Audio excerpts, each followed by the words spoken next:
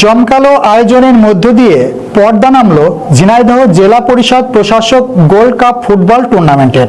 শনিবার শহরের বীরশ্রেষ্ঠ হামিদুর রহমান স্টেডিয়ামে অনুষ্ঠিত রোমাঞ্চকর ফাইনালে কুষ্টিয়ার প্রদাহ ওয়ান্ডার্স ক্লাবকে পরাজিত করে চ্যাম্পিয়ন হওয়ার গৌরব অর্জন করে স্বাগতিক ঝিনাইদহ লাইফওয়ে ফুটবল ক্লাব।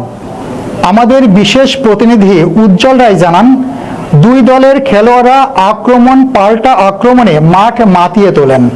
খেলায় ৩-২ গোলের জয় দিয়ে মাঠ ছাড়ে ঝিনাইদহ। এ সময় প্রধান অতিথি হিসেবে উপস্থিত ছিলেন আইনমন্ত্রী মোহাম্মদ আসাদুজ্জামান।